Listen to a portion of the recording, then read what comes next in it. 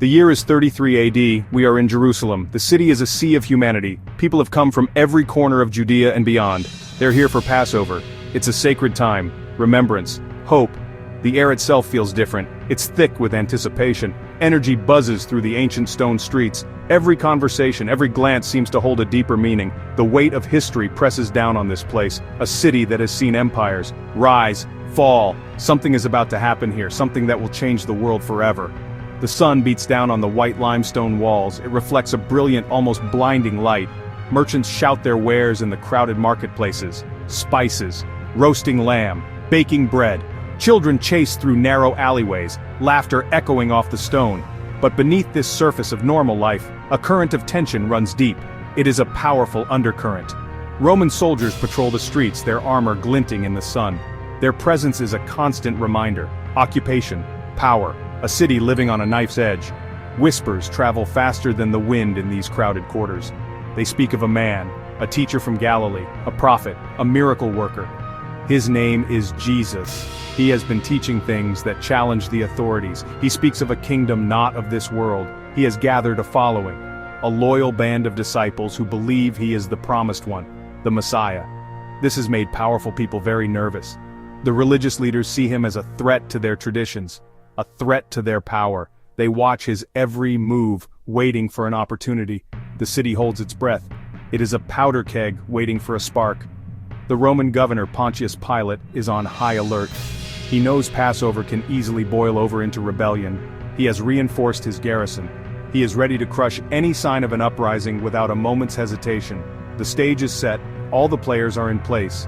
An ancient prophecy is about to unfold. Betrayal, sacrifice, ultimate love, about to reach its most profound and heartbreaking chapter here in the heart of Jerusalem. As night descends, a different mood settles over the city. The daytime crowds begin to thin, the city's energy shifts, it becomes more secretive, more somber. In an upper room, a small group gathers. They share a final meal together. This is Jesus and his 12 disciples. The atmosphere is heavy with unspoken fears. My body will be broken, my blood will be shed. He washes their feet, a humble act of a servant, a final lesson in love and humility before the storm breaks. Outside the city walls, in a garden filled with ancient olive trees, the air grows cold. The Garden of Gethsemane.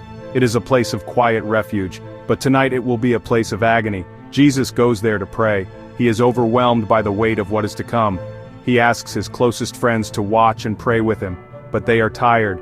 Their human weakness overcomes them, and they fall asleep. Jesus is left to face his turmoil alone. The full weight of humanity's fate rests on his shoulders, and the struggle is immense, a spiritual battle fought under the silent gaze of the moon. The moment of betrayal arrives. It comes not with the clash of swords, but with a kiss. Judas, one of the 12, leads a group of temple guards and Roman soldiers into the garden.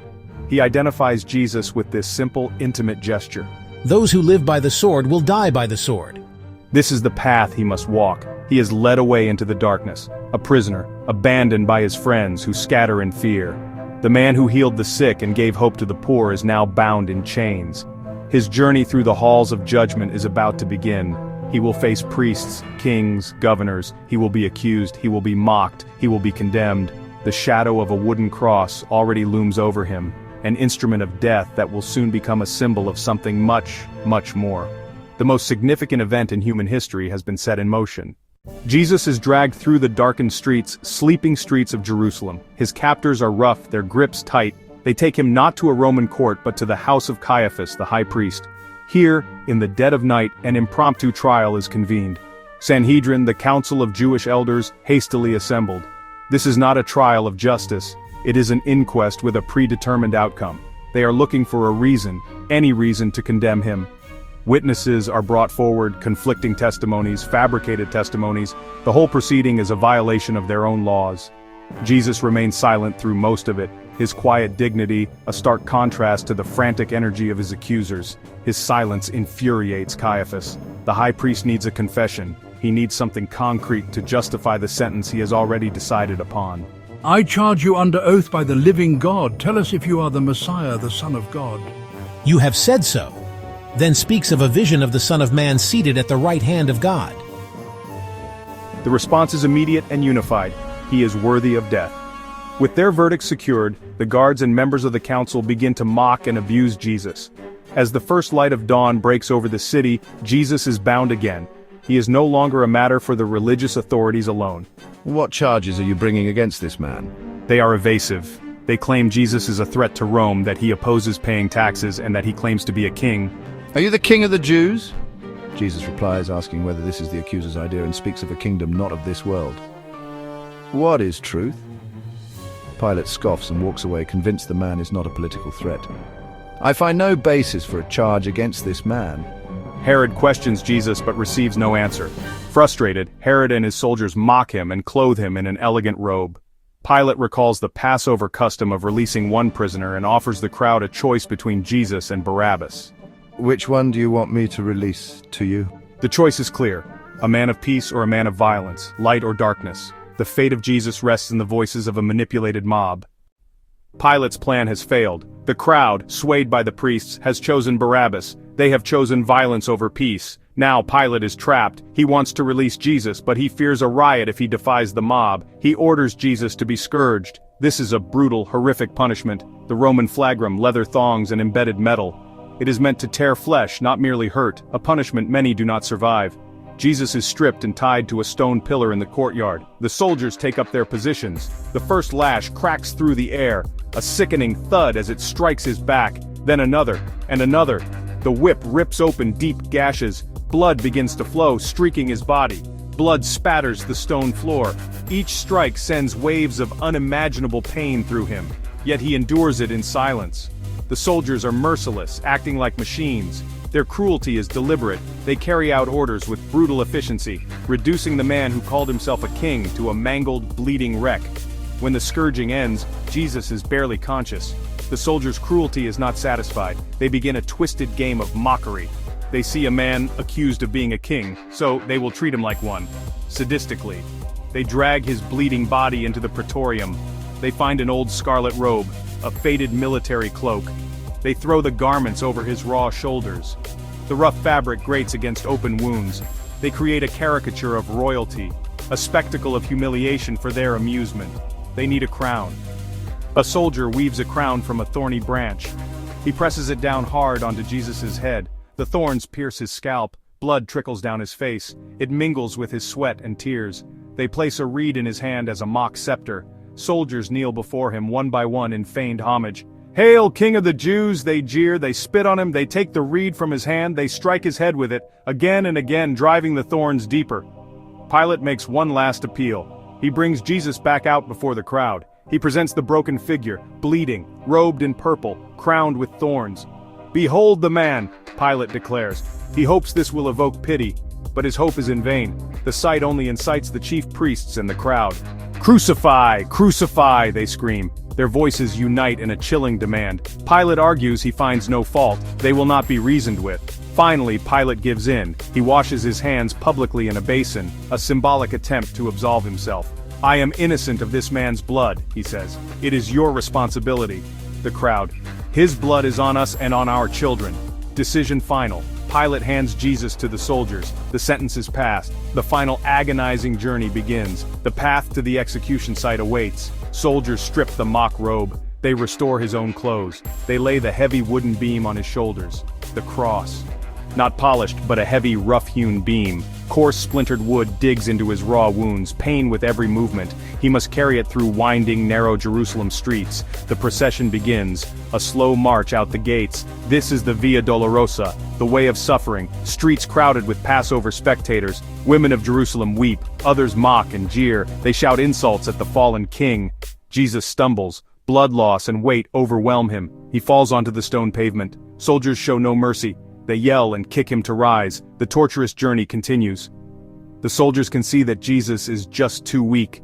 He may not even make it to the execution site, but they need him to get there alive. So, they look into the crowd for someone to help. Their eyes fall on a man who is just coming into the city from the country. His name is Simon, from Cyrene in North Africa. He's a bystander, a visitor caught in the wrong place at the wrong time. The soldiers seize him. They compel him to carry the cross for Jesus. Simon lifts the heavy beam from Jesus' shoulders, hoists it onto his own. He walks behind the condemned man, forced to participate in this grim parade.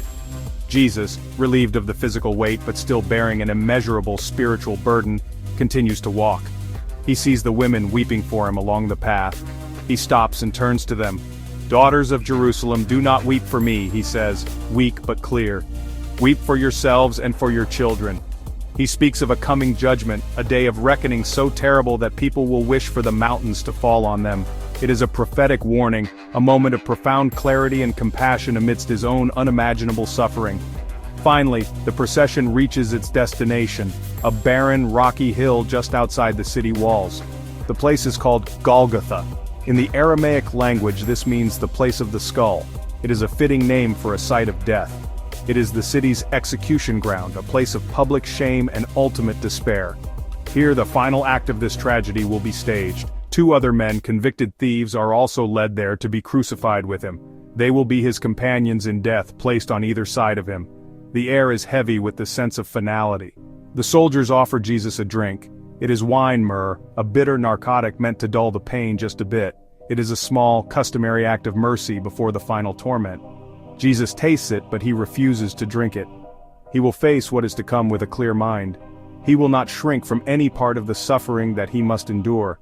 He has walked the path of sorrows, and now he stands upon the skull-shaped hill. The soldiers lay the cross on the ground, they strip him of his clothes once more and prepare the nails. The moment has arrived. The soldiers work with a grim, practiced efficiency. They throw Jesus onto his back, his raw flesh pressing against the rough, splintered wood of the cross. The pain is immediate and searing. 2 soldiers hold his arms outstretched, pinning them against the horizontal beam. Another soldier takes a long, thick iron spike. He places the sharp point against the palm of Jesus' hand, finding the spot between the bones. With a heavy mallet, he brings the hammer down. The sound of metal striking flesh and bone echoes across the barren hilltop, a sickening, brutal sound. Jesus' body convulses in agony, but he utters no curse, only a pained groan that is lost in the wind. They repeat the process on his other hand, driving another iron spike through flesh and sinew, fastening him securely to the instrument of his torture. Then they move to his feet. They press one foot on top of the other, aligning them with the upright beam of the cross.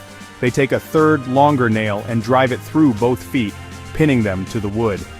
He is now completely fixed to the cross, a living man nailed to a wooden frame. The soldiers have done their job. They have prepared the victim for the slow, agonizing death that is the signature of Roman crucifixion, a method designed for maximum pain and public humiliation. With Jesus secured, the soldiers begin the arduous task of raising the cross. They heave and pull, their muscles straining as they lift the heavy structure from the ground. With a final jarring thud, the base of the cross drops into a pre-dug hole. The sudden jolt sends a wave of unimaginable torment through Jesus' entire body.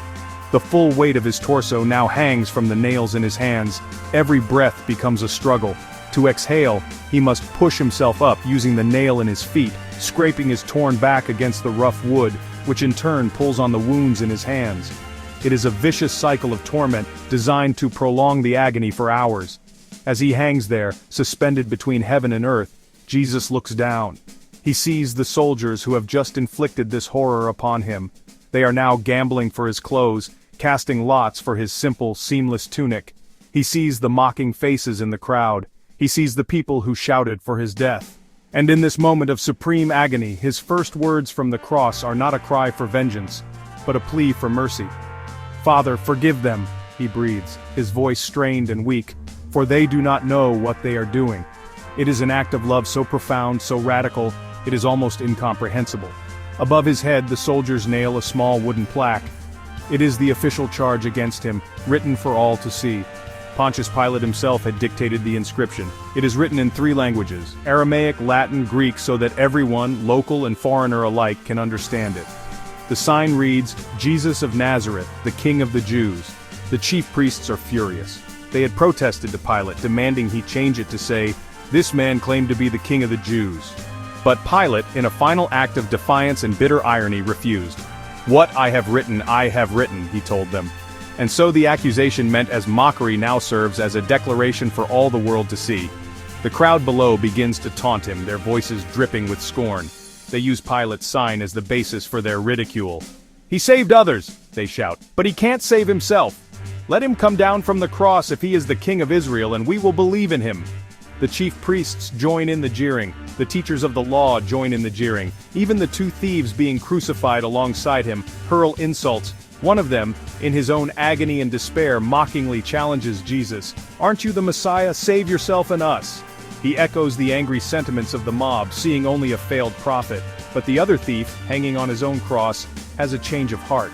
He rebukes his fellow criminal.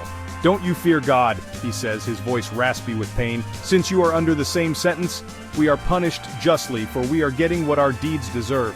But this man has done nothing wrong." He sees the injustice. He sees the dignity and grace with which Jesus is facing death.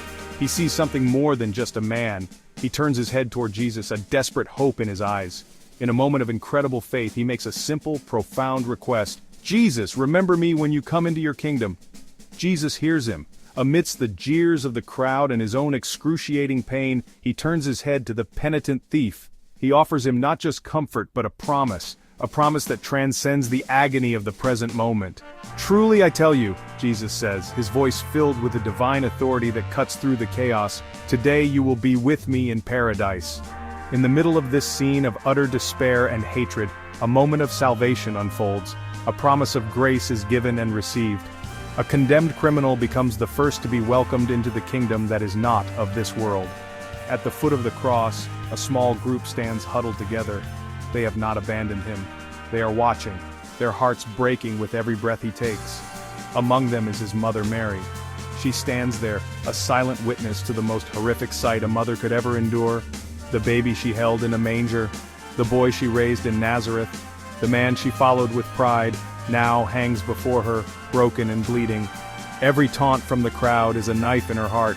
Every ragged breath he draws is a torment to her soul. She can do nothing but watch, her grief a vast, silent ocean of pain. Standing with her is the disciple whom Jesus loved, traditionally believed to be John. He has not fled like the others. He has stayed, offering what little comfort he can. He stands as a pillar of support in her darkest hour. Jesus looks down from the cross and sees them. He sees his mother, her face etched with a sorrow too deep for words. He sees his beloved friend standing beside her. Even now, as his life ebbs away, his concern is for their welfare. He must ensure she is cared for. With great effort he speaks, his words few but weighty. He looks at his mother and says, "Woman, here is your son." He is entrusting her care to his disciple. He is creating a new family born not of blood but of love and shared sorrow. Then he turns his gaze to the disciple. "Here is your mother." It is a command, a sacred responsibility. He is asking John to take Mary into his home, to care for her and protect her as if she were his own mother. From that moment, the disciple takes her into his home. A new bond is forged in the shadow of death. Jesus has looked after his family on earth. He has provided for his mother, ensuring her future. It is a moment of profound tenderness amidst the brutality of the crucifixion. It shows that while he was suffering for the sins of the world, he never lost sight of the individual. He saw the grief-stricken woman who gave him life, the loyal friend who stood by him until the end. His heart, though breaking, remained full of love and compassion. It is noon, the 6th hour by Jewish reckoning. This should be the brightest, the hottest part of the day. The sun should be high in the sky, beating down on the grim scene at Golgotha. But something unnatural begins to happen. A shadow starts to creep across the land. It is not the shadow of a passing cloud. It is a deep, pervasive darkness that spreads with an eerie speed. The sky, which was moments ago a brilliant blue, turns a gloomy, ominous gray, then a deep, impenetrable black. A supernatural twilight descends over the whole land from the hill of execution to the bustling city of Jerusalem and beyond. The sun itself seems to have been extinguished. The jeering crowd falls silent. The mocking voices die down, replaced by uneasy whispers and fearful glances at the sky. This is not a normal eclipse. It is too long, too complete. It feels wrong. The sudden plunge into darkness brings a chilling cold with it. The Roman soldiers, normally unflappable and hardened to all manner of strange events, look around in confusion and apprehension. They have never seen anything like this. The world has been turned upside down. Light has been replaced by an oppressive gloom. The natural order of things has been suspended, as if creation itself is mourning the events unfolding on that skull-shaped hill. For 3 hours, this profound darkness covers everything. From the 6th hour to the 9th hour, 3 hours of silent, cold blackness. Jesus hangs on the cross, shrouded in the gloom. The physical agony continues unabated with every tortured breath. But now, another suffering begins, one far deeper than any physical pain. It is a spiritual agony, a sense of absolute abandonment. In the darkness he is utterly alone. He bears the full weight of all the world's sin, all its brokenness, all its evil. The connection he has always known, the perfect communion with his Father, is severed. This is the true horror, the cup he prayed would pass from him. On the cross, in the suffocating darkness, he endures this ultimate separation. The light of the world is plunged into a void, experiencing the profound darkness of being forsaken. The physical torment of the nails and the splinters is dwarfed by this spiritual desolation. He who knew no sin is becoming sin for all of humanity. The very fabric of reality seems to be groaning under the strain of this cosmic event. The world holds its breath in the unnatural night, waiting. The silence is heavy, broken only by the whistling of the wind and the ragged breathing of the men dying on their crosses. A profound and terrible transaction is taking place in the heart of the gloom. Around the 9th hour, 3 o'clock in the afternoon, the silence is shattered. A loud cry rips through the darkness, echoing from the central cross. It is the voice of Jesus, filled with an anguish that is almost unimaginable. Eloi, Eloi, lema sabachthani. The words are in Aramaic, his native tongue. They are words of utter desolation. My God, why have you forsaken me? This is not a question of doubt. It is the cry of a son experiencing the ultimate pain of separation from his Father. It is the raw human expression of the spiritual agony he is enduring. The weight of all humanity's sin has created a chasm between him and God. Some of the bystanders who hear his cry misunderstand him. They are not familiar with the Aramaic language, or perhaps the sound is distorted by his pained breathing. Listen, he's calling Elijah, they say. They think he is calling on the great prophet of old to come and save him. One man runs to get a sponge. He soaks it in sour wine and puts it on a hyssop stalk. He raises it to Jesus' lips. Leave him alone, others say. Let's see if Elijah comes to take him down. The misunderstanding only adds to the tragic irony of the scene. After tasting the wine, Jesus speaks again. His next words are not a cry of agony but a declaration of completion. His voice is weak but resolute. It is finished. Just 3 words. But they contain the weight of eternity. The task he was sent to do is now complete. The debt has been paid. The prophecies have been fulfilled. The ultimate sacrifice has been made. Every act of obedience, every teaching, every miracle, every moment of suffering. The purpose of his life and death has been accomplished. There is nothing left to be done. The work is finished. With that declaration made, he utters one final cry. This time it is not a cry of abandonment but one of trust and surrender. His voice is loud and clear, a final burst of strength. Father, into your hands I commit my spirit. He has passed through the darkness of separation and returned to a place of trust. He is voluntarily giving up his life. It is not being taken from him against his will any longer. He has endured everything he needed to endure. Having said this, he bows his head.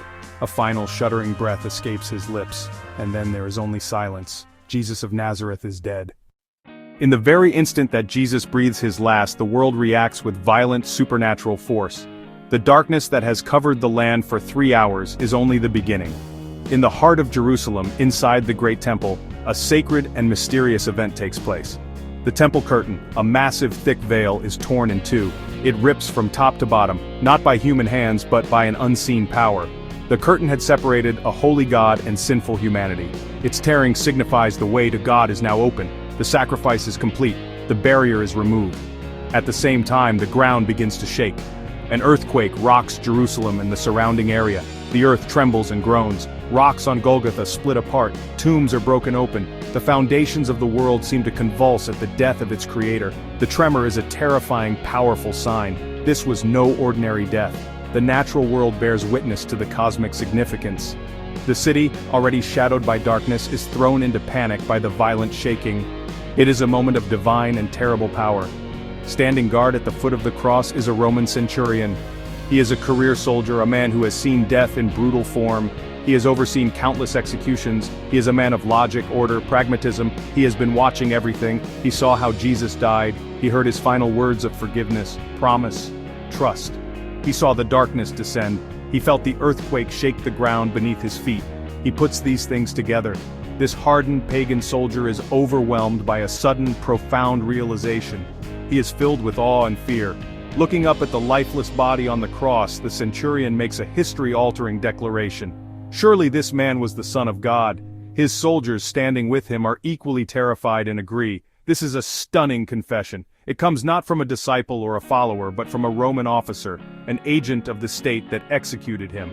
The very man in charge of the crucifixion officially recognizes the victim. The cross, an instrument of shame, begins transforming into a symbol of revelation and truth. As the tremors of the earthquake subside, a strange and somber quiet descends upon Golgotha. The darkness begins to lift, but the returning sun seems weak and drained. The sky is pale, washed-out gray. Most of the mocking crowd has fled, scattered by terrifying celestial signs and by terrestrial signs of the quake. A few small, dedicated groups remain, huddled in the eerie twilight. 3 bodies still hang upon their crosses, cross 1, cross 2, cross 3. Stark silhouettes against the bruised sky. The violent drama is over, yet a heavy final silence hangs in the air, thick as the dust kicked up by the quake. Roman soldiers, shaken by the centurion's declaration and the day's bizarre events, now focus on finishing their grim duty. Passover Sabbath is approaching at sunset. Jewish law forbids bodies on a cross during this holy time. Soldiers move in with heavy iron bars to hasten the 2 thieves' deaths. They break the thieves' legs, a brutal act that prevents them from pushing up to breathe. Death by asphyxiation follows quickly. When they come to Jesus, they see he is already dead. Their work with him is done. Instead of breaking his legs, one soldier steps forward and thrusts a spear into Jesus' side. The point pierces the chest, puncturing the pericardium and the heart itself. A sudden flow of blood and water pours from the wound. This is a physical confirmation of his death, witnessed by those present. It also fulfills prophecy. Not one of his bones broken, and they look on the one they have pierced. Even this military act seems to weave purpose into brutality. Joseph of Arimathea steps forward. He is a member of the Sanhedrin, the very council that condemned Jesus, yet a secret disciple who did not consent to their decision. He has been watching from a distance, heavy with grief and a dawning sense of duty. He makes a brave choice, goes to Pilate and asks for Jesus' body. It is risky, publicly aligning him with an executed criminal. Pilate, surprised Jesus is dead, confirms with the centurion and grants Joseph's request. The body of the King of the Jews is released to a friend. Joseph of Arimathea is not alone. He is joined by another secret follower, Nicodemus. This is the same Pharisee who had come to Jesus by night, full of questions. He now comes forward in the light of day, carrying costly spices. Myrrh, aloes, nearly 100 pounds, a kingly amount of spices for a burial.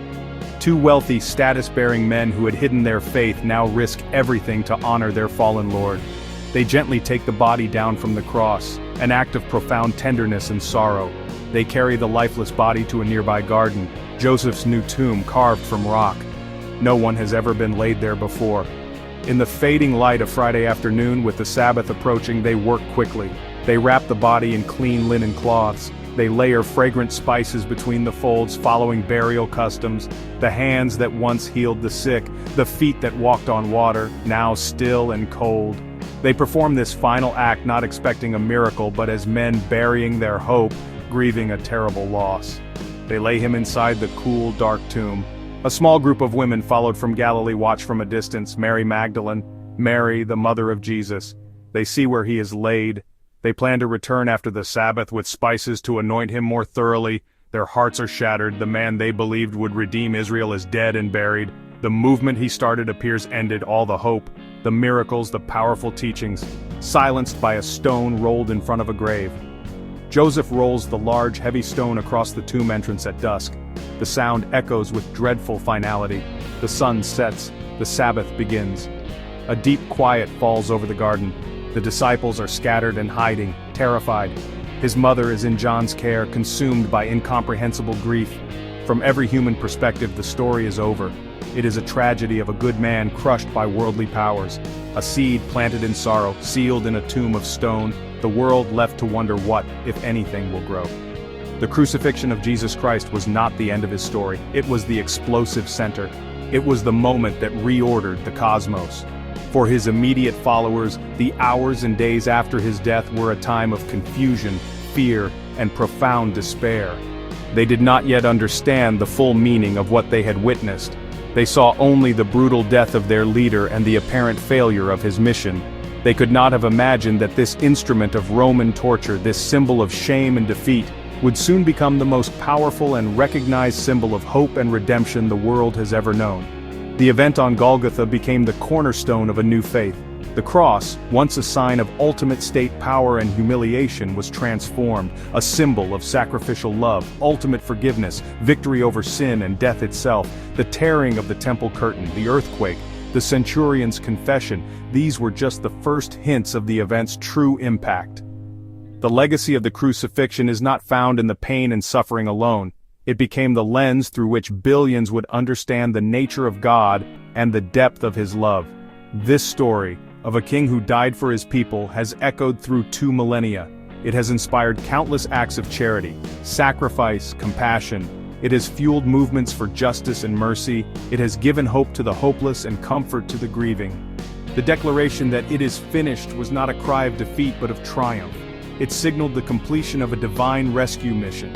The final words, "Father, into your hands I commit my spirit," were not a surrender to death, but a confident step into the next stage of a plan that was far from over.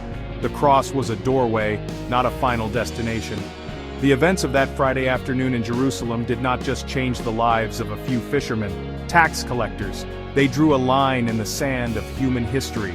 Everything that came before led up to it, and everything that has come after has been defined by it. The crucifixion asks a question of everyone who encounters it, just as it did of the thief on the cross and the centurion on the ground. It forces us to look at the man on the central cross and decide who we believe him to be. It is an event that, once experienced, can never be forgotten. Its power continues to resonate with undiminished force to this very day.